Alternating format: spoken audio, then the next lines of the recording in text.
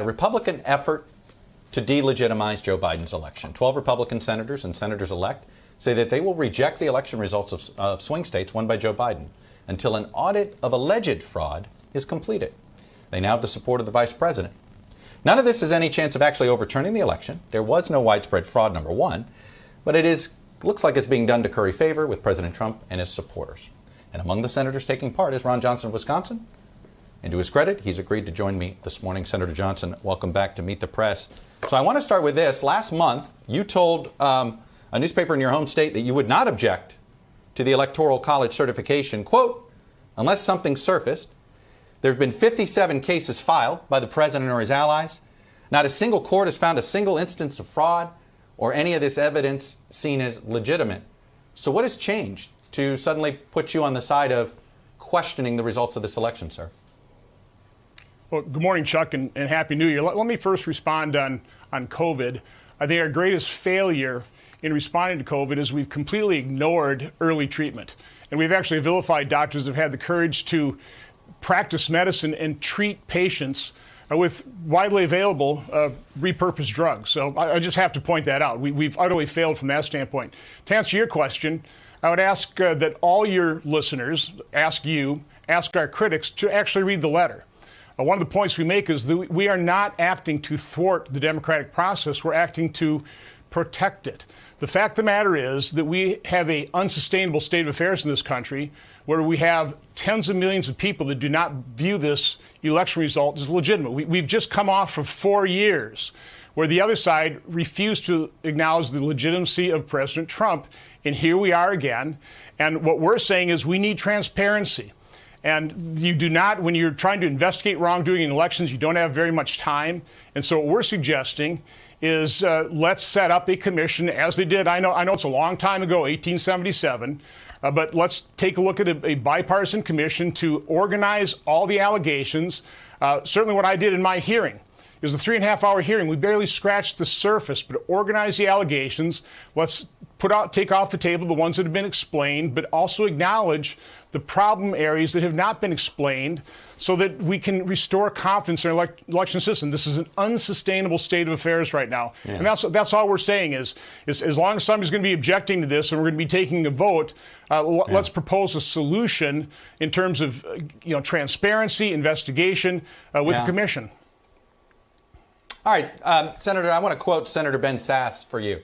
Because what you're alleging is essentially you and your colleagues have created this controversy. So right now we are locked into a destructive, vicious circle in some ways, as you kind of outlined, which is you made an allegation that there was widespread fraud. You have failed to offer specific evidence of that widespread fraud, but you're demanding an investigation on the grounds that there are allegations of widespread fraud. So essentially, you're the arsonist here. President Trump is the arsonist here. You've started this fire, and now you're saying, whoa, look at this. Oh, my God. All these people believe what we told them because you didn't have the guts to tell the truth that this election was fair. Chuck, this fire was started back in January of 2017. People like Mark Zaid, in his tweet, the coup has started, first of many steps, rebellion and impeachment to follow ultimately. This was started when the mainstream media dropped any pretense of being unbiased and actually chose sides during this election. This fire was started when you completely ignored, for example, our investigation of Hunter Biden. No evidence of wrongdoing there, and now we find out after the election, no, there is a fair amount of evidence to the point that we have a real FBI investigation. Senator, all right, I've had enough of hearing this. No, listen, I've had enough of this too. No, Senator, it is. You have spent the last 2 years where Republicans and conservatives do not trust the mainstream media, and that is what has destroyed the credibility of the media and our institutions, and really the destruction shaken confidence of in the this election result. So I didn't start this. Listen, you have spent, and I'm just curious, Senator, you have spent much of your time in the last 2 years carrying a lot of this crazy conspiratorial water for President Trump, whether it was the attempt to somehow blame Ukraine for the interference in the election rather than Russia. You've used your committee to sort of create the illusion of voter fraud, as you just described earlier, because there are, quote, allegations. I'm just trying to understand here, what are you doing it for? You're not trying to overturn the election, you just said. Are you simply trying to curry favor with constituents of the president's? Is that what this is all about? Is this a cynical political ploy? I'm trying to be transparent. One of the things we found out in our hearing is, the basic allegations kind of fall into three categories. I would say the first is the either violation of or lax enforcement of election law.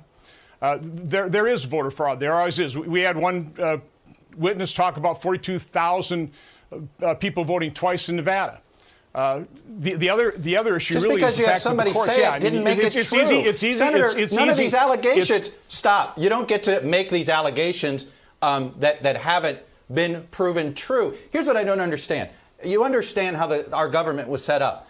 The reason we have a judiciary is because partisans like yourself weren't going to be trusted by the public to decide who won or lost an election. Let me ask you this. Who carried the state of Wisconsin? Well, Vice President Biden has won by 20,000 votes. But there are also issues in Wisconsin. One of the things I point out and was revealed in our hearing is I entered in the record 3 letters written by congressional Democrats to the voting machine manufacturers. Now, at that point in time, I didn't hear Chuck Schumer call it quackery or conspiracy theory or a ridiculous charade. But that's exactly how he attacked my hearing that I thought was a really good hearing that laid out some of the issues. We had Chris Krebs testify.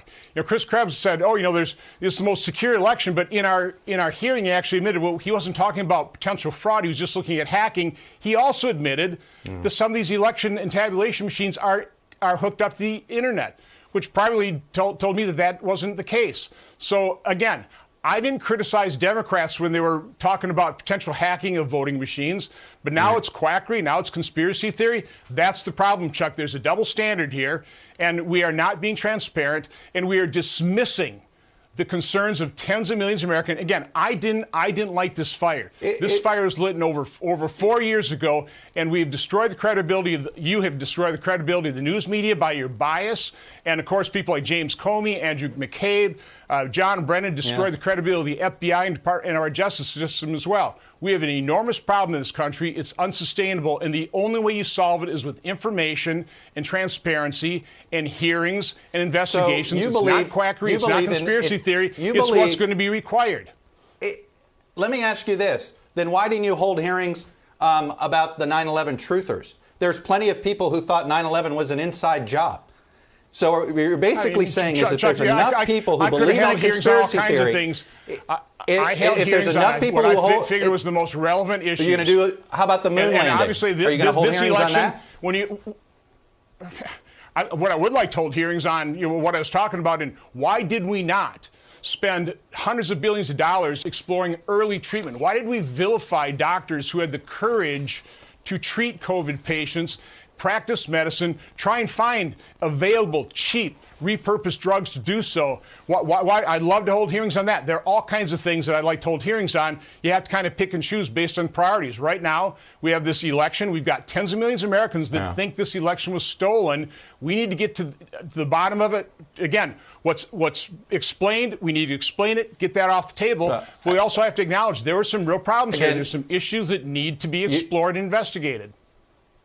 You got to ask yourself, when you tell people a million times that something was stolen or something was fraud and then they believe it, I think you need to look in the mirror and ask yourself why so many people believe it. Chuck, you need to look in your mirror. And Senator Johnson, I've got to go. I appreciate you coming on. Collusion with the Trump campaign hoax. That is what you did in the media. You carried that water for years. You destroyed the credibility of press. Senator Johnson, other than crediting you for coming on, I appreciate that, because only 2 of your colleagues had the guts to say yes this weekend about this conspiracy theory that you're working on. Thanks for coming on. That I appreciate. When we come back, I'm going to talk to voting rights. Hello from Washington. I'm Chuck Todd, and thanks for checking out the Meet the Press channel on YouTube. Click on the button down here to subscribe, and click over here to watch the latest interviews, highlights, and other digital exclusives.